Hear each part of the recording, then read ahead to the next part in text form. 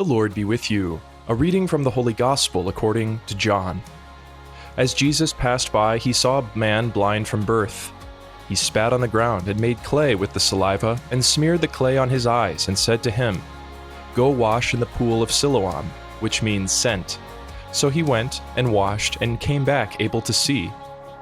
His neighbors and those who had seen him earlier as a beggar said, "Isn't this the one who used to sit and beg?" Some said, "It is." But others said, "No, he just looks like him." He said, "I am." They brought the one who was once blind to the Pharisees. Now Jesus had made clay and opened his eyes on a Sabbath. So then the Pharisees also asked him how he was able to see. He said to them, "He put clay on my eyes, and I washed, and now I can see." So some of the Pharisees said, "This man is not from God, because he does not keep the Sabbath." But others said, "How can a sinful man do such signs?" And there was a division among them. So they said to the blind man again, "What do you have to say about him, since he opened your eyes?" He said, "He is a prophet." They answered and said to him, "You were born totally in sin, and are you trying to teach us?" Then they threw him out.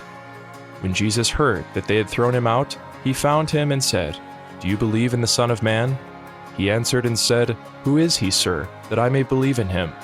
Jesus said to him, "You have seen him, and the one speaking with you is he." He said, "I do believe, Lord," and he worshipped him. The Gospel of the Lord. Praise to you, Lord Jesus Christ. Hi, this is Father Nick Smith, pastor of St. Patrick's in Perry. On this fourth Sunday of Lent, we encounter the story of the man blind from birth, which is a powerful story in John's Gospel. The lesson is that wherever we see blind people being healed by Jesus in the Gospels, it's often the blind who have greater depth of sight than those who actually have their physical sight. This is a great paradox, that a man who cannot see sees the identity of Jesus more deeply, more truthfully, with greater clarity than the Pharisees, who are supposedly the ones who are able to see all religious truth and practice it flawlessly. Once again, we must recognize our own blindness, that we come to the Lord blind from our birth, suffering from original sin, and we need His grace in order to be enlightened, illumined, clarified, to live our life in grace.